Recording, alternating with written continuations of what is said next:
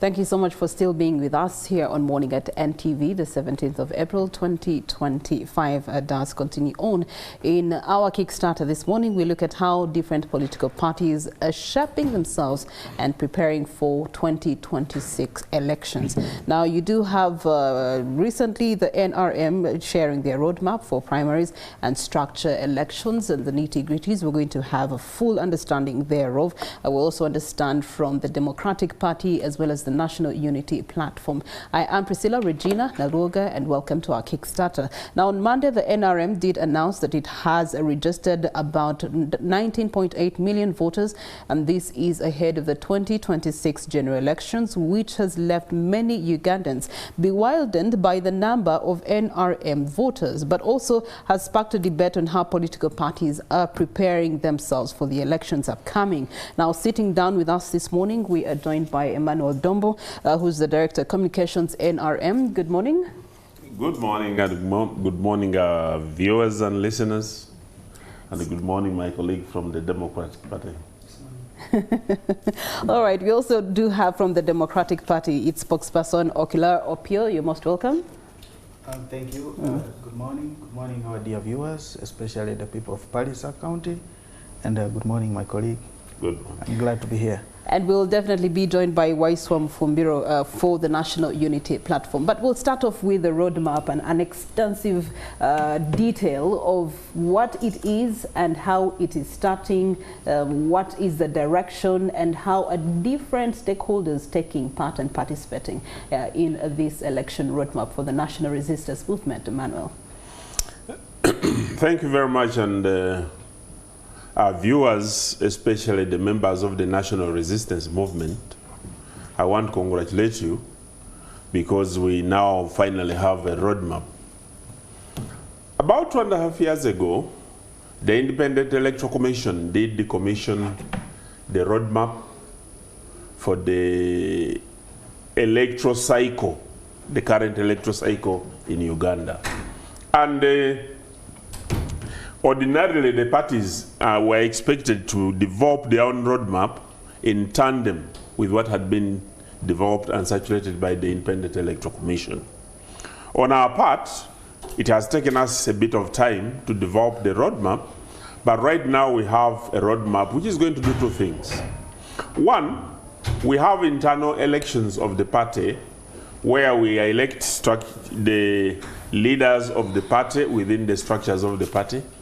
We begin at branch level and elect the branch executives. We elect up to the parish, sub-county, district, and at the district level, we also elect people who become delegates in the national conference. And the national conference, apart from electing the Central Executive Committee, they also elect the presidential flag bearer for the National Resistance Movement. So there is that arm which is going to be conducted starting this month. Then we have the central and local government offices. We have the President of Uganda, we have the members of parliament, we have chairpersons LOC5, the district councillors, and the sub-county councillors. These are offices gazetted by government, but for which political parties are expected to raise flag bearers or candidates.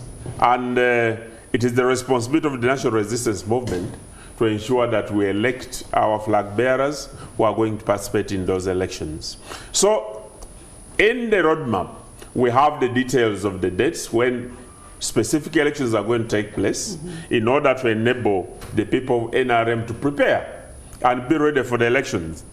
One of the things also which is very clear in the roadmap is that we assist the people who want to contest to know when they are supposed to resign or retire from their public offices, because there is a requirement in the national laws that the people who wish to contest as President of Uganda, they must have resigned from public office by a certain date. The people who want to run for elective office, either as members of parliament, chairperson LC5, or district councillors, they must have resigned by a specific date. We have previously lost cases in court where our flag bearers did not resign in time or retire in time in order to conform with the law. And that becomes a basis for us to go back into a by-election because we did not do a good job. It's our duty now to ensure that through the roadmap, we guide whoever aspires. And we are going to be very strict that in order to have a flag for the national resistance movement, even when you have been elected, that you must have conformed with the laws. You must have conformed with the laws in order to be nominated so that you don't become an endangered candidate subsequently if other people choose to petition. All right, as the party in government, what has been the importance of roadmaps for you as NRM in ensuring that you participate to the best of your ability in the different elections that we've had? The roadmap is basically a plan. Because if you go to do something without planning, how do you imagine that you can succeed without a proper plan? The roadmap enables us that we do the planning and provide information to those who are going to participate in the elections. It helps us to prepare the logistical requirements because in order to conduct elections at the village, although people are going to line behind the candidates, but there are some logistical requirements that will be required. There may be some security implications. In order to prepare all these, it is only through the roadmap that you can cost and prepare. And right now, I want to tell you that as we go to the elections, it's not my duty to mention the quantum, but I want to tell you that every part of the elections and every part of the roadmap which is going to be executed has been quantified. And we have a budget. So as we get money from government and we get money from our sources, we know how much money we're going to spend on the village elections. We know how much money we're going to spend on the structure elections. We know how much money we're going to spend on the NRM flag bearers elections. And by the time we know that even the campaigns that we're going into, this roadmap has already been quantified, and this is the purpose of the roadmap, to make us prepared as a party in order to do the logistical, the legal, but also the human resource requirement for us to effectively implement it. All right, so that begs the question to the rest of our guests that we have this morning. Waiswa, you're most welcome and good morning to you. Very humbled to be here, Priscilla. It's a pleasure to have you. Opio, the NRM has made it loud and clear, and their direction is in one piece. It begs the question, the Democratic Party, where do they stand as far as the roadmap to 2026 is concerned? Okay, thank you, Priscilla. It is known that the Democratic Party has always been very instrumental in organizing for elections. Now, for us, we've started with the internal processes that lead to election of leaders at the executive.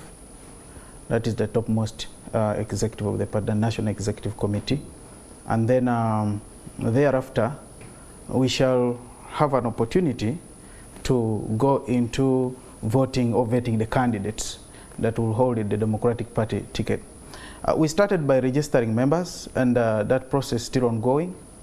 Even though in our roadmap it's supposed to have ended, but of course you cannot bar people, new entrants who wish to join the party. So we let it open, and then we shall have a comprehensive report about the membership at the end of the year. That's how we normally do it.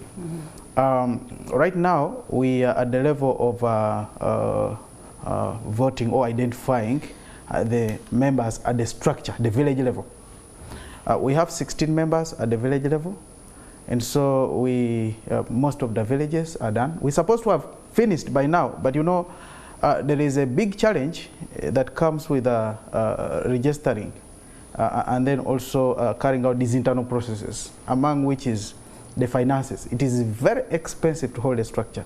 I mean, to organize structures. In fact, if you to ask how many political parties in the country that have genuine structures, they are very few, if they are there. So it is really very expensive. It might be an area because you guys have the money. So it is really very, very expensive.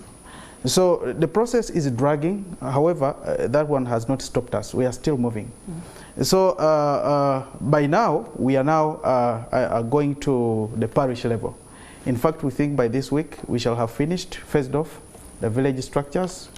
And then we go to parish. Parish, we give it like 2 weeks. And then after, we go to sub-counties, then a district.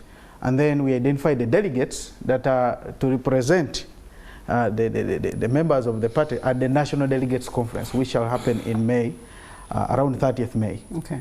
Yeah, so after that, we shall, actually, from our National Delegates Conference, that's when we shall identify who is going to be our flag bearer for the position of presidency, because our party constitution states that the person of the president general, automatically becomes our flag bearer. So we have members who have shown the interest in various positions. And also what I should say is that next week the office of the Secretary General is issuing out a notice to call for expression of interest for members who wish to serve at various positions on the National Executive Committee. So we shall be having that, and then we shall roll it out as we progress towards May 30th, where we shall have the National Delegates Conference to happen in Imbarara. Yes. All right. National Unity Platform is also gearing up. Most recently, you did have the party president declaring that he'll be running for the 2026 general elections. But what is the roadmap for the party? Well, our roadmap, we actually already have our roadmap. It is already in operation. Apart from the pitfalls and the disturbances from security to stop us from enhancing our program robustly is what is keeping us aback. If you have been keen, we started this week in Mbale. We were supposed to be in Bushenyi today. Now these were regional meetings where we are meeting our structural leaders from those particular regions. We were curtailed to meeting our leaders only in halls. We went out. We have all the halls in the regions, but as you are aware, it is always about security. We did what was required of us in Mbale. We kept our supporters despite their huge numbers. We kept the few tightly in a hall, but then to progress to other regions still, because they saw the success of what was in Mbale, they think they should have us blocked from continuing. This affects us because it affects our planning, it affects our execution. When you have other players in the ring and they are freely boxing, aspiring, and then for you, you are handcuffed, you are throwing a blow with cuffs. It is not that easy. But nevertheless, we move on because we have already told the country that this will be a protest vote. And what entails a protest vote, it is building capacity, having structural capacity, and training. So the National Unity Platform has embarked on that program of training and building capacity, because as we all go for the election, I have been on different platforms, and even the NRM ideologues have stated the same, shifting the responsibility of having a free and fair election, scot-free from thuggery, has been shifted from those that we give the money, the Electoral Commission, and given to the candidates or those who are aspiring to be. Despite it being, the Electoral Commission is supposed to be in charge with making sure that Ugandans have a free and fair election, and what is reflected in that election is what is declared. However, on so many occasions you come here and say, they didn't even have the DRA forms, they didn't even do this. So we have, because we know the opponents, we are going in an election that is going to be brutal. We are going in an election that is going to be murderous. We are going in an election that is going to be coupled with abduction. As we're going into the election, why so? What are some of the challenges you're finding in implementing the roadmap, aside from security? Actually, on our side, it is security, because we have the population ready to roll. We have the population ready to work out voluntary mobilization, amongst others. We have already drawn out the structures, our party structures. The only challenge that we are having now is that every program we roll out, we are taken aback by security. Okay. But our roadmap is in operation. If you have moved around the country, there is a high vibe of our candidates. I have moved to different places. I'm seeing everywhere many of the positions are having more than one person. Now, in the other election, the party was unveiled 2 months to the election time. And there were those who were scared, there were those who are not, who are uncertain. But today, as I speak, we have, our membership has grown. Our mobilization is in high gear. When you talk about membership, how many members do stand on the registers as of today? It will be a lie. I do not have the figures with me because I have not cross-checked that with the Secretariat. That is responsible for all that. But and mobilization is still ongoing. Just yesterday, we had Honorable Mpalani, the sitting member of Parliament of Chotera, and Honorable Fortunate. Yeah, I mean, it's still ongoing, and people are still changing their mind as we get to elections. So I am not. There's always a standing figure that you generally have currently. I think the last time I checked, when this process had started, they were at about 6 million. Okay. So, and that is about 4 months ago. I have not taken keen interest as the spokesperson to know the updated one, but I know very soon we are having a structure meeting where we'll have all those analytical reports, and then we'll be on the same footing. Okay. So for us, basically what we are doing now is in charging the population with their social civic responsibility of making sure that we uphold constitutional processes rather than throwing the country on that note, the National Resistance Movement, the register is outstanding. 19.8 million people registered to NRM. When we look at the recent election, I mean, it's pretty 20.7. That's pretty much the number of people who went to the polls to decide their leaders for this current running term. And so it begs the question, how is it that you've been able to mobilize 19 million Ugandans? NRM does its work independent of the Electoral Commission or the registration that takes place for the general elections. This is an internal process which is based on the rules and regulations and the objectives that we want to achieve within the party. First and foremost, for our membership registration, we register members from the age of 16. The Electoral Commission doesn't. Definitely, our members are likely to be more, just purely because of that. Secondly, our focal point at the time of registration is at the village level. We simplify the registration for the members, while the Electoral Commission conducts its registration at times at the parish and most recently at the sub-county headquarters. In some areas that I've been to, from the home of somebody going to the parish or headquarters of the sub-county is over 10 kilometers. And very few people will be that patient to go and register.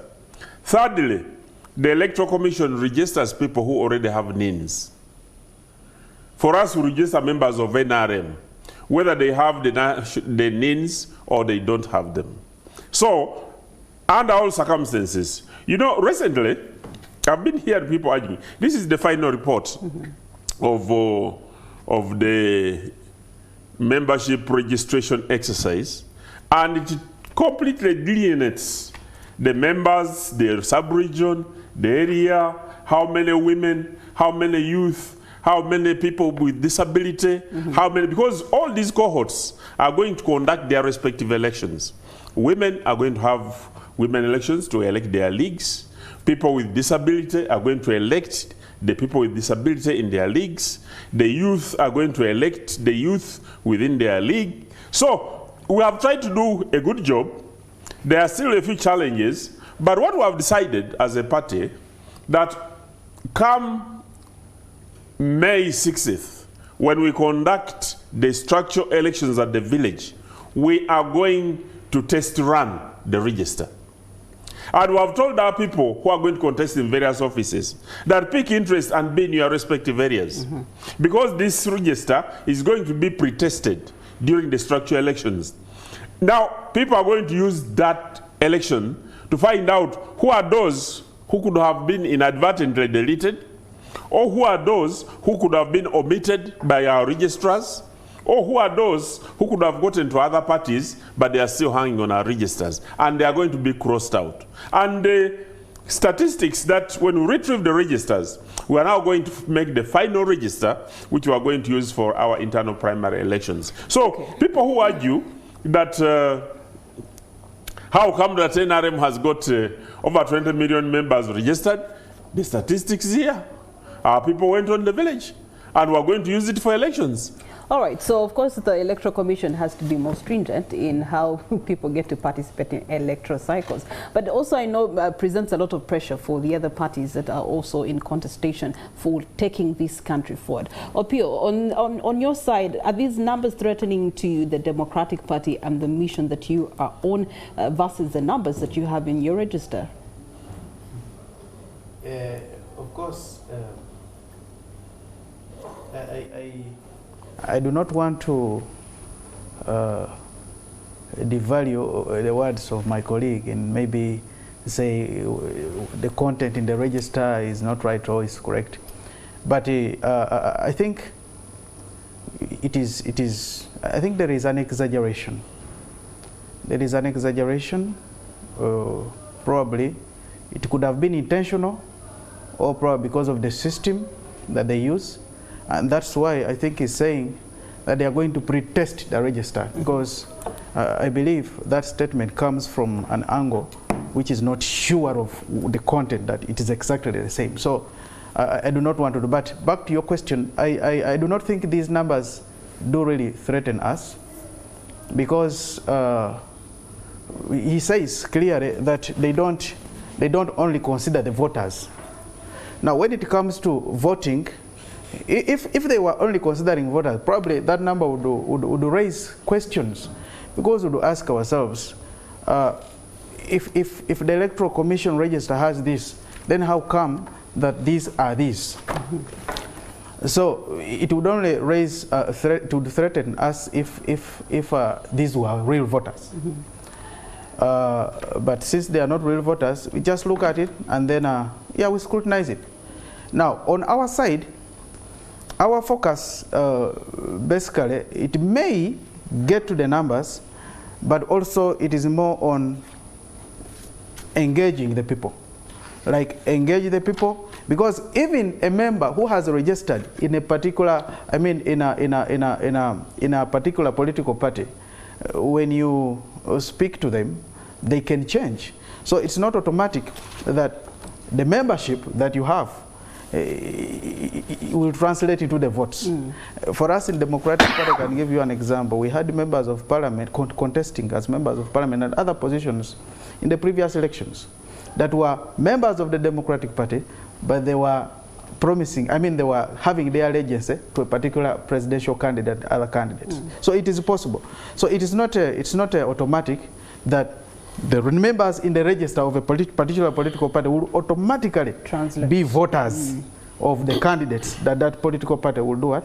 That political party will sponsor. So I really don't think that we should narrow it to threatening or not threatening. All right. But let's just look at the figure pragmatically as they are. As you're running the party internal structure to ensure that the Democratic Party is well represented at the 2026 general elections, we are seeing people defecting.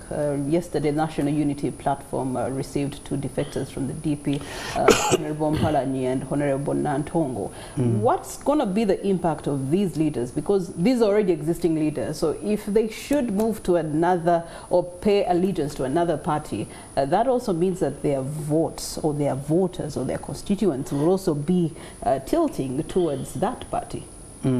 Well, first of all, I think it is somebody's right to belong to any political party of their own liking. And I do not blame members who do elect to shift their allegiance or shift membership from Democratic Party to any other party, and from other political parties to Democratic Party. This has been happening. But I think we should look at the bigger picture. As the opposition, we should look at the bigger picture. Because if we have a member that believes that to serve the people you must belong to a particular political party, I think that is misguided. Because serving the people stems from the ability that somebody has and like you'd say, somebody's capability. Now, I would also urge you, colleagues in the opposition from the other political parties where members go, that it shouldn't be a matter of jubilation, because we are still in the prison. I would liken this to prisoners that have been shifted from one cell, one prison to another. Maybe you're coming from Luzira and you're being taken to Chitalia and you're jubilating.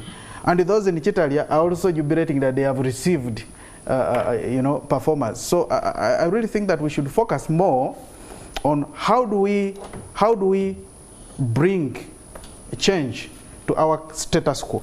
Okay, as you're bringing change, of course, you're in the opposition. Now, two have defected. We don't know what's going to be happening between now and the actual election cycle when it actually kicks off. But then begs the question, as the Democratic Party, how are you then going to have a hold and a retain of those that you are still having in the presence of the one challenge that you have as a party, that your leadership is divided? You do have your leader subscribing and in bed with the National Resistance Movement and the government.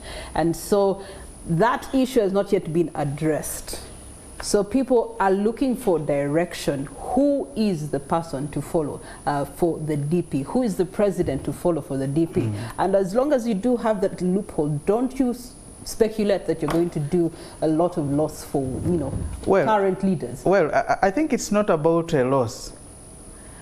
Because really, you can begin a political party today and get many members. I mean, the colleague has just said that National Unity Platform started 2 months to the voting time, but they got a lot of members. So it shouldn't be narrowed to that. But I think the most important thing is, when you are a political party, you should have your belief strongly.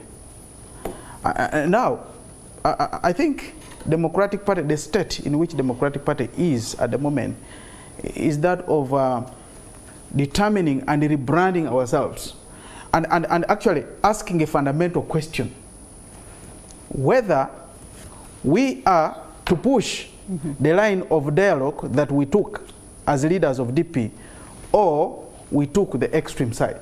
Say, we cannot talk to those guys. Those guys are killers, they are murderers, so we shall never talk to them. Now, we have those two lines. Now, for us as DP, we have never failed to talk to ourselves. I mean, we never talk to ourselves, inter se, amongst members that disagree. And we have never failed to talk to those outside with whom we disagree in opinion. It has been happening. We've been talking. And presidents of Democratic Party, past and present, have served in government. So that one is not a serious issue, because that is the way of the Democratic Party. The other thing is that members that were belonging to the Democratic Party, I think they did not understand well the party that they belonged to.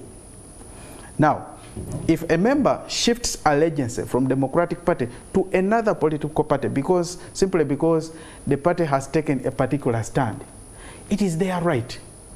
But also, there are members who see value in the decision of the party. So I think more members will come. Let me just inquire. These two particular members that we are talking about, did you have internal discussions and dialogue with them before they defected? No, they did not tell us anything. They just left. And actually, the party does not, I mean, the constitution does not provide for a member, if he wants to leave, he should first come and say, my friend, I am leaving because of this. They can just leave. But just as a matter of courtesy, because they've been with us and the party has sponsored them, I think it would have been better if they came and said, please, we are leaving, and this and this. All right. Yeah. National Unity Platform welcomed them yesterday, and of course, as Opio has rightly said it, even the welcoming committee on that side said it, that you have moved from the pan into the fire. So it's not a bed of roses crossing to the National Unity Platform. However, what's the translation of these honorable members joining or pledging allegiance to the National Unity Platform? What I can confirm is that it is very competitive in the National Unity Platform. It is extremely competitive, and therefore things are not business as usual from other entities. I was only telling you that we have those two, but definitely yesterday the function was bigger than that. The chairman LOC5 from Buyukwe also crossed over to us. We have people from Western Uganda from the NRM who also crossed to the National Unity Platform. And it is part of the drive. It is part of the mobilization drive. These are the fruits of the mobilization drives that we have been taking around the country. I mean, these drives have confirmed to the people that actually we were not a wave, but we were rather an organization embedded in liberating this country. Our energies have been seen on ground. The population has grown more and more, bending towards the forces of change, and in that particular aspect, the National Unity Platform, simply because we are that prepared. We are that prepared, we are ready to roll, and I think they have the trust that we can lead them to the promised land. I want to take issue with the numbers, and I have stated the other day I was the Secretary General, and I hope today now that we have the register, we can interrogate it. Because you see, when you make anything public, then you are inviting scrutiny. I want to ask in my time, as I process before I go forward, Mr. Emmanuel Dombo, how many minors do you have in your party? Where minors, you mean what? Those that are not at the age of 18. Yeah. You want them? Between 16 and 17. We have them. They're here. Yes, please. Let's have that. You know, I watched your program the other day. And I'm glad you and watched that's, it and that's the reason. You are equipped. This is not the register, though. It is a report. It is okay. Let's discuss it's the report. Can we have the number of minors? Yes, I will. And since I'm not going to share the report, you can see categorization of members per sub-region and per district. We have some of women. No. I don't want to go into all that. Some of men. I mean, an appendix of a report will tell you. Some of youth. Yes. Now, I want to know. Now, this is this. I wanted you to understand. Yes. This is the sum of youth. Yes. Now we shall go back. Now, I want to know the final total tally of the. Those are not youth, by the way. That's how we categorize them. You are dealing. That's how they categorize. That's how we not categorize you them. It is not for you. Thank you. Now, what is the total number of youth? 7.4 million. 7.4 million. So if they have 20 million, they have a register of less 7.4. Can we look at the figure, please? It is, yeah. You can show it to her. It may be very far from okay. me. The figure is the figure. Now, what's your argument? Now, I mean, the book is still moving, but if you have a register of 20 million, now you take off 7 million. Because we are dealing with the electoral process. We are not discussing. We also have kids in nursery who are supporting the National Unity Platform. Yeah, again, this is not to the elections. Now, I mean, is to the internal party reasoning, and how you are building quorum for you see, them. They are telling you that they are subjecting minors to an election. No, they're not subjecting minors to an election. They are subjecting minors to a register. No. This register is what they use for their election. Yes. Okay? And it is clear for anybody to participate in the politics of Uganda, you must be above the age of 18. Who says that? Schools.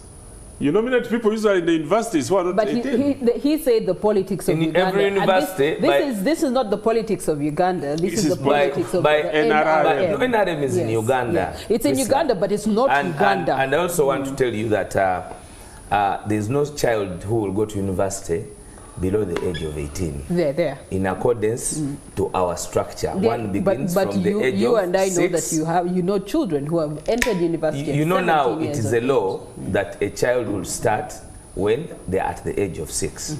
I will leave that at that. Now, the reasoning they bloat these numbers and they would want you to hear the figure 20 is because they are planning to they are preparing the nation to robbery. Okay? These figures do not match up anywhere. Well, I'll give you an example. The good news, Waiswa, I will is that give these you an figures example. don't translate to the Electoral Commission's register, But in the which Electoral Commission already conducted an exercise for all Ugandans to register themselves, deregister themselves, or re-register themselves. You're dealing for with elections. a party in power that has been doing this for the last 20 years. We have been in elections, and we are alive to what they have been doing. Let me ask you, does the Electoral Commission register, verify, or tally themselves alongside the NRM register? No, they do not. So but then how is that important in this case? You know very well that we do not have a fully independent Electoral Commission. No, they are supposed to supervise. And you know, let me tell you, like at the Kawempe election, people were being registered. People were being registered at polling centers in Kawempe here, in this recent election, with the yellow book. Conscription. Their numbers are backed by conscription. Their numbers are backed by deceit. And this is what we are interrogating. I will tell you, now if you are talking about 13 million, because me, I will be interested in those that are going to participate in the election, not those who are going to mobilize. And I'm talking about voters. Okay. The reason they will present a number and that figure. So how many male do you have and female? So, Emmanuel Dombo and Waiswa, you'll break down the... Because we shall have time off because I was saying we were going to subtract to them. You see, even if you subtract from them, again, it doesn't take away from the fact that as the National Unity Platform, you are meant to also be having your own No. We have in order to compete competitively. No, with that, let me tell you, we have structures. I have told you that we had already started. By Monday this week. You see, we have decided as the NUP not to have our roadmap purely public, because whatever we prepare the country to have will be blocked by security. That one we know. Even the success of the one in Mbale has created the blockage from where we are supposed to be today in Bushenyi, because today we are supposed to cover Western Uganda. And this is all consuming the time, given the timelines that we have. All right. As the National Unity Platform, we are prepared. And we are not scared of even the bloated numbers. But Ugandans must be alive to tick that whatever they bring, in Kawempe they have a register of 200,000 voters.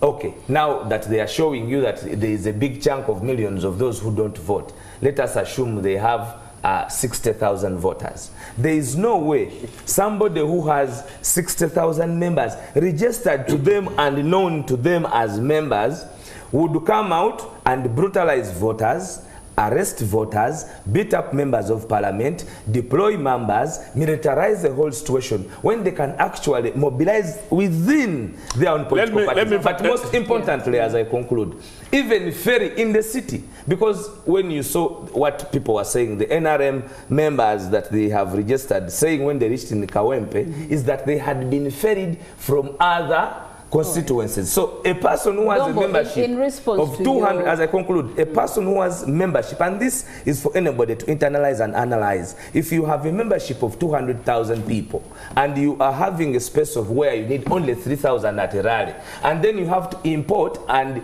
bring mercenaries from other constituencies to that constituency, then it means your numbers are a lie. Okay. That is where I wanted to confirm. First of all, let me debunk the lies that have been talked by my dear brother. I've been seeing him on the media stations. Just last week, he was on one of the media stations, and he says in Kawempe we have 200,000 members. Now he's modifying it to 60,000. No. 200, You're not and listening. then you say that on the voters. You said you have 200. But on your own voter register today, you are saying 7 million are not voters. Now I want to tell you. On the 20, so I'm doing the whole of Kampala, we have 400,000 members. And in Kawempe only, we have about 40,000 members. So with the 60,000, the 200,000, that is in their mind and in their register. Wow. But for us, this here, wow, it can be verified, and this is something that can be followed. Secondly, I want to respond to my brother here from the Democratic Party. When he says he has had members jubilating in another prison cell, because, you see, when you see people jubilating, you know that the democracy that the NRM promised is working. That the democracy is real, people are enjoying and people are taking the benefits of the democracy. And also finally, I want to thank Honorable Mufumbilo, who says now they are trying to enhance their membership because their party was young, 2 months. It was formed 2 months to the general election. That is a fact. It's not a lie. It's a fact. It is a fact. I'm also agreeing with him. Yeah. Because previously, they had said that they won elections, and now they are saying that because the party was formed just 2 months to the elections, the numbers were not enough, they couldn't raise enough members even to contest in the various offices that had been bought. And then finally, that... I hope... that no, kindly listen. I listen to you. I'm listening. I listen to you. I want to tell you that this confirms what we have always told the members, that NRM leads, others follow. He has confirmed that they didn't win the elections like they've been claiming. The Electoral Commission was right. And I want to promise you that we shall be here, inshallah. God willing, we shall be here, comparing the results after the elections and showing you why this is happening. But finally, maybe the English was the problem. Let's talk about the presidency. For the National Resistance Movement, there's contestation that the chairpersonship is locked to one person, and then the 20 million Ugandan shillings that is expected to be paid of one who's interested in participating on that level structure for the NRM. It's quite a tantamount amount of money that they have to cough just for an internal election. Why is that so? Why are you making it difficult for your own loyals and faithfuls to actually have a stake in the chance of leading the party? The faithfuls who wish to drive the bus must demonstrate ability. And that's one of the benchmarks that has been set by the party. So ability is limited to financial muscles? No, it hasn't been. But that's one of the conditions. What are the other? That has been said. The other condition is that you must be ideologically fit. The third one is that you must be sieved by the processes that are responsible for the sieving process. You may have the money, you may have the ideology, but when the sieving process comes, they see that you are lesser positioned than some other people who may have a vintage position in the party to provide the leadership. We demonstrated, I've been telling people that NRM deliberately chose the bus as our symbol.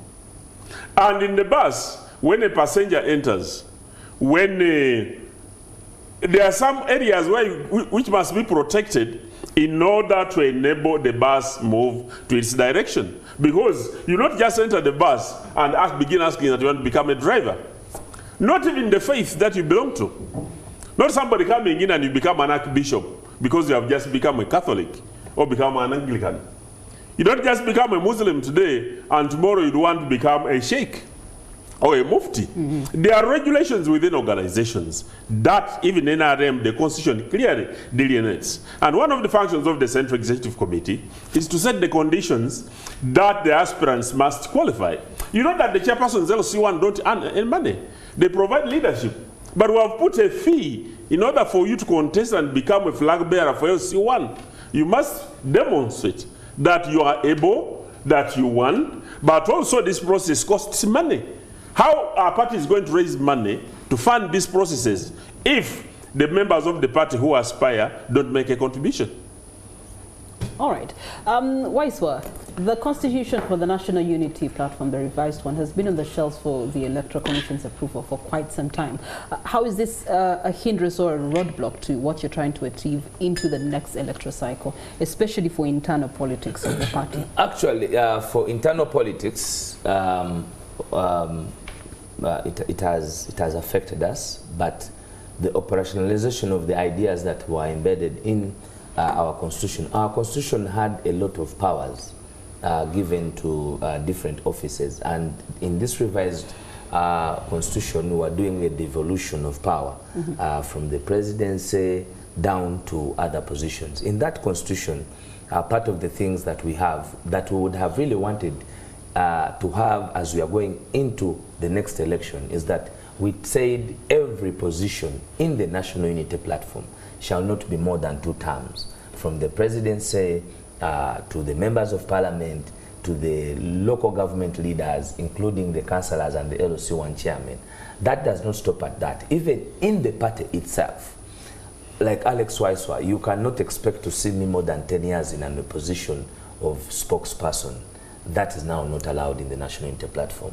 You can only serve not more than 2 terms. So if we have two consecutive terms, because you can serve once and then there's a term that you miss, then you serve again, which then opens you up to 2 terms. No.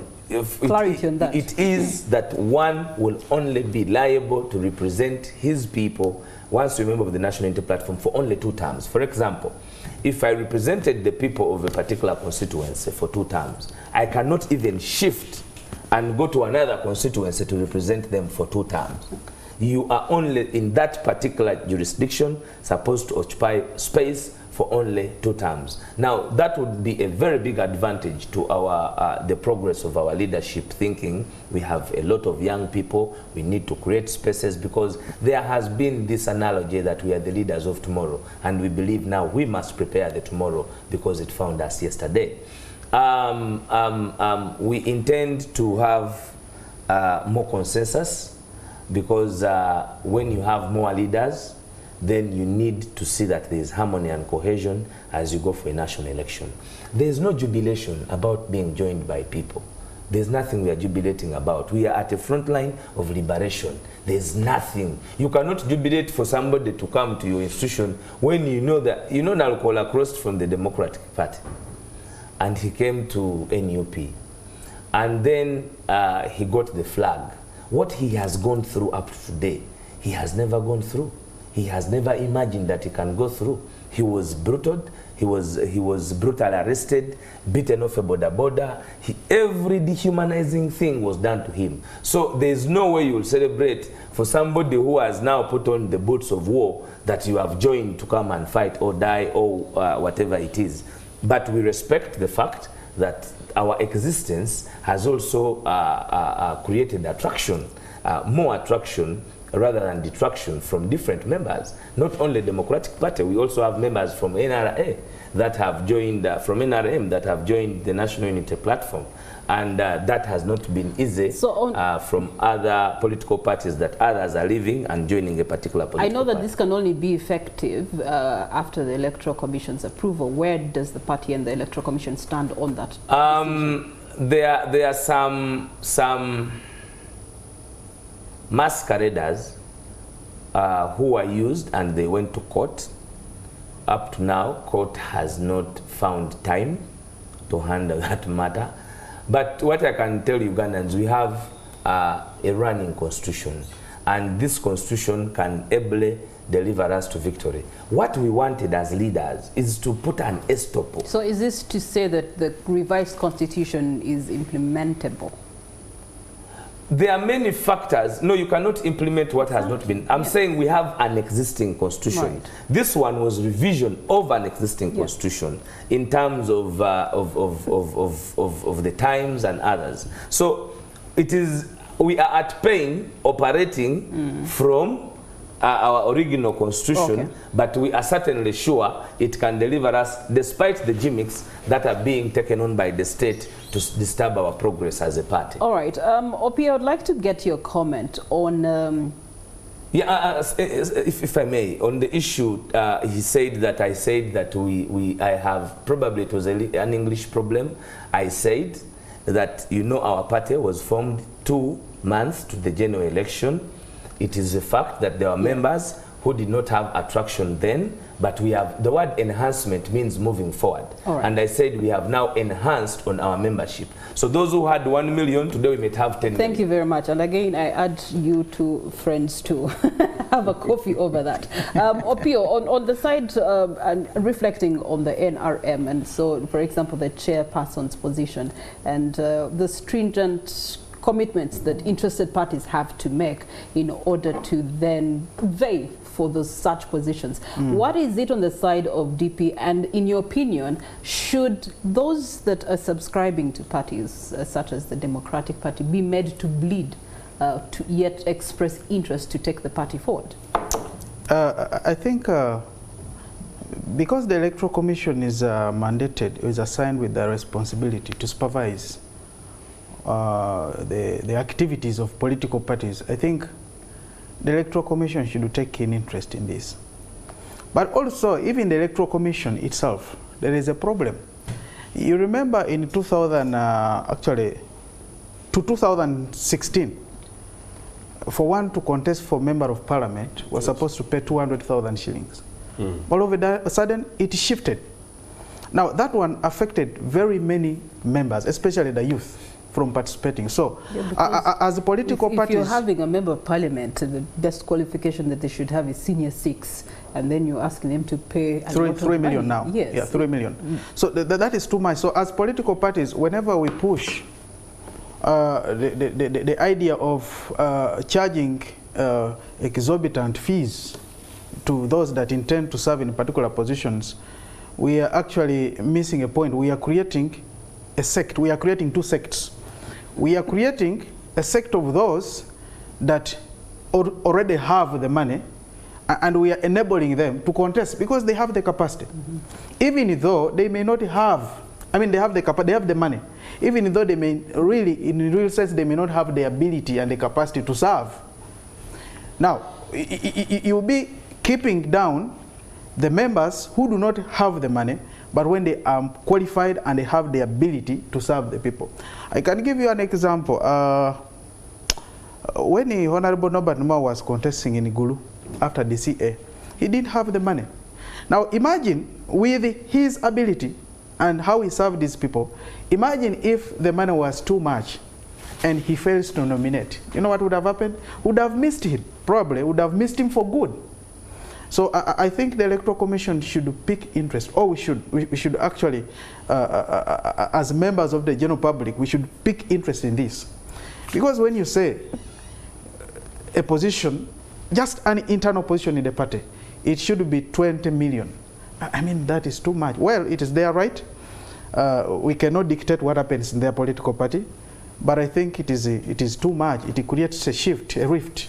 It creates sects, it increases the gap. You are creating a sect of those that are to lead, that they should have the money, and those that are not to lead, they do not have the money. Maybe they should have the money, so that when they become president, maybe they can give you the 100 million shillings as members of parliament. You have a thief, you have a thief, because he has the money and he will occupy a particular position. You know what will happen in the country? When he's a thief, because he has the money, so he's up there. Can I give you some small information? Can I give some information about the money? Does he think? Let us hear from in 2016, the former Prime Minister could not nominate in the NRM primaries because of 20 million, if you remember.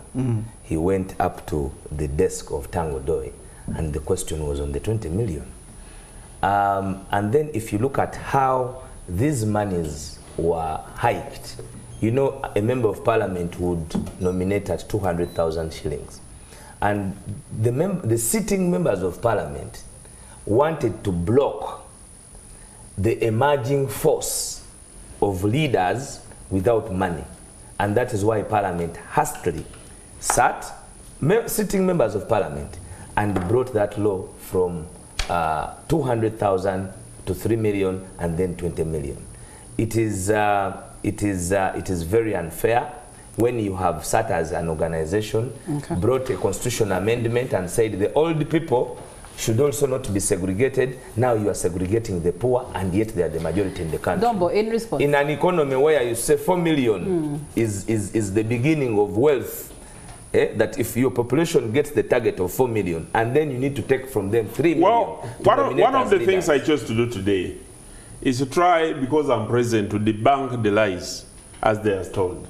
If they were alone, like the times they do, they could have sustained this. Often we are together. Because so I want to tell you that the 20 million has not yet worked in Uganda.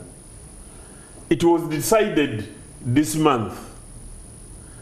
So, for him to say that the former Prime Minister failed to nominate because of the 20 million, that is a lie. Because this money has just been revised from 10 million to 20 million. I will take the 10. That the Prime Minister failed to have 10. He's responding, right? This is, I wanted to clarify this. Yeah. Because you people usually take advantage that either you are alone or you are with uninformed people, and you misinform the public. No, he failed he failed to have the 10. So will he have the 20? So, Dombo, please continue. So, with the nomination fee for the president, I mean, chairman of the party has been raised because of the internal gymnastics which you looked at, and they needed to raise money. They needed to really eliminate, because not everybody should come up because you are able. So the justification was and then eliminate. To raise money for the party? And eliminate. That's one of them. Then two, you must have a benchmark of people who aspire to become leaders. Yeah, but when your own chairperson was becoming a leader, they didn't have 20 million Ugandan shillings. Yeah, they went to the bush because they believed in a better Uganda. They didn't have guns. They didn't have. They just simply went to the masses, and one by one, he was able to convince people to join him to create a better Uganda for the people to come. And you see, the national chairman didn't have 20 million. The national chairman did not. There are so many other chairpersons that have the same capability like him. Why should they be barred by money? Nobody has barred them, and I want to tell you. And I want to tell you that there are many people who fail to get elected even when they have the money. We have President Museveni went to the bush, fought, created an organization, and the organization has structures. Let me when the structures of the organization make decisions, which are mandated under the Constitution, could be the only remedy I would buy is perhaps under the Political Organizations Act. Through the Electoral Commission, if power is given to the Electoral Commission to create limits, then that will be something understandable. In the absence of that, internal organizations can create internal systems which feel they can satisfy and meet the objectives of the party under the times when we're doing that. Okay, all right, so this person has to cough 20 million Ugandan shillings. Let me just take that and then translate it into the monetization of politics that we see for our country today. You having the biggest number of, members and on your register, it begs the question, are we not then inculcating a monetization spirit for politics, that people have to pay? If you don't pay, then you're not able. If you can't pay, then you're not leader enough. So people now have to go and sell themselves, pick up loans to come and be able to, quote unquote, position themselves that they are able leaders, according to what you have said. Which part of it? But also at the same time, when they are then participating in the general process by the Electoral Commission, these are the very same people that now you see they either have to buy some sugar and bus up and give it to the masses in order to then track their vote, knowing that they have to retrieve their money when they enter Parliament. Which part of Uganda do you come from? Kampala. You know, perhaps in Kampala people don't have dowry, but I've seen people during introductions when people take dowry. You are talking about 20 million shillings. How many cows are those? Yes, but dowry has negotiations. Yes. How many dowry, cows? the two parties sit together and find a convenient dowry that is able for the person interested. I just wanted to show you. And dowry is not public.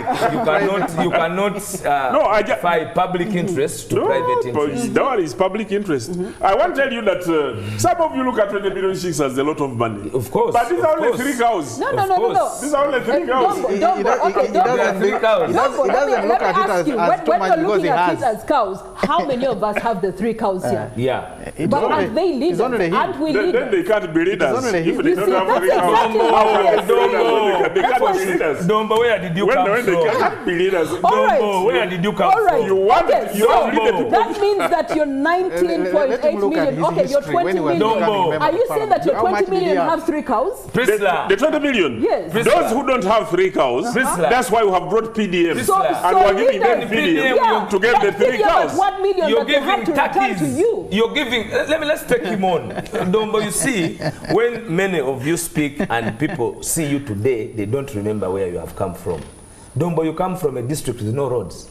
So you cannot tell me, wait a minute. You coming from a district without water, without roads, not even with no tap water, with no electricity. Yes. You are talking about a country where you yourselves have said to be rich, they can give you a loan of 1 million. A loan of 1 million to be rich.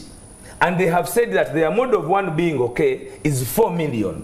This is their program. And then he's telling you that 20 million is nothing. Where you are giving turkeys, you are giving goats. How much is a goat? Not even 2 or 3. You're giving goats as a model of one being okay. So if you're being deceitful, and if, as I was saying, if a former prime minister of a government did not have 10, the rest of you, the answer I would like to hear from you is, how do you empower? Can I respond? First wait. Okay. How do you empower your people to have 3 cows as average? Those who aspire to be presidents and chairman of the country. I think what we are having here is confirming what I just stated. Because Honorable Dombo takes 20 million to be small money. So I mean, it's a small amount of money. And everyone should have but I want to assure him, by the way, I want to first ask him, I do not know much, but I think it is true. Honorable Dombo, when you were becoming a member of parliament, I do not think that if you were asked to produce 20 million at that time, you could comfortably. I said comfortably. Quote that. I wouldn't aspire even to be chairman of the party. Now, the issue is, I am in an election. I mean, I'm participating in Palisa County for member of parliament. But I can tell you, I know what's on ground. I'm freely and willingly participating. The politics is highly commercialized, and it is deliberate to just kick some people out of it, and then these that have the money, because for them they are in government, they already have the money, they sustain themselves in power. Now that is very unfortunate. I go back to the point. I think we should as a country determine a limit. Just like he said, we should determine a limit. Let the Electoral Commission supervise. Let it be given the power to determine the limit in their work of supervision, the limit of how much we are to spend. Because if we are to anchor the ability and capacity of somebody to serve in terms of how much he has to contribute and how worthy he is, then we are missing a point. We are going to kill leaders from down there, and we shall end up having thieves, continue having thieves at the helm of the country, and that will be unfortunate. And first, let me tell you, to realize those finances, you see these people are so much, they're intellectually dishonest. They brought up the 3 million, and immediately they created a vote in parliament where they all gave themselves money, 20 million shillings, to be able to beat the 3 million. These are members of parliament. They bring a law that they cannot themselves pass the test, just like they did on OTT. Even this, after passing the test, after bringing the law, they themselves created money for them to be able to nominate. So even the members of parliament, some of them don't have that money. All right.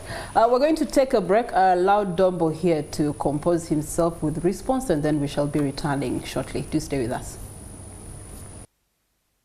Glass of water, and now we can come to the conclusion of the discussion that's before us. I would like to turn to Opio briefly and first understand where the arrangement the Democratic Party has with the government stands right now. There's the DP and then the DP president and the government. So which one is it and what's the update? Actually, I have been explaining this and I should explain it again, that there is a clear distinction between government and NRM, the political party. Now, the President General of DP is serving in government, which is presided over by the NRM. But he is not in the NRM as a political party.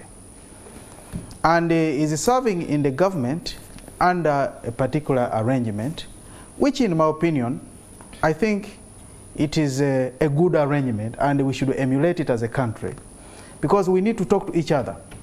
The question of whether what we discussed was implemented or is being implemented or not, that one can be discussed another day. But the most important thing is the idea in itself is a good idea. And it's a continuing and I think the country should pick lessons out of it. All right. And then lastly, let's have your closing remarks. Let me close on that. The power still lies with the members of the National Delegates Committee. I mean the National Delegates Council. If they do determine to quash the arrangement, definitely the leadership at the time shall have no objection. Okay. They shall just comply. My closing remark is that I wish to, in a special way, send my regards to the people of Palisa County. because we actually have been in isolation for quite some time. And I think this time around we have a chance, we have an opportunity to get real leadership. All right. Yeah. Thank you very much, Appeal, for the Democratic Party. National Unity Platform, Waiswa, closing remarks. I want to thank the viewers and also charge them that these processes are your processes. These are the constitutional processes where change must come in a civil way. We don't need to take back this country to where it came from. Let's go through the constitutional processes, ugly as they may be. Let's overwhelm them as a population and charge this country to a new Uganda. I thank you. All right. For the National Resistance Movement, Emmanuel Dombo. First and foremost, I want to thank my colleagues for coming and thank you for inviting me. If they had come alone and I wasn't there, some of the, I wouldn't say lies, but some of the things that were not correct should have gone into the public. Like you proposed, I'll ask my brother Mufumbiro that we have time together to take him through a guided tour of what Butaleja is. Oh, I was with him. Because he knows that Butaleja, and I want the Butaleja to look at me, that Butaleja is the only district in that area with the water coverage above the national average. Listen, every parish, you say they don't have electricity. But it's a district where every parish has electricity. We're not talking district politics. And because he raised that, I want to tell him. But when we get out of here, let us talk more about that. But finally, let me tell this. You know, people should not glorify poverty. Even when we have Ugandans who are poor, we must help them to come out of poverty.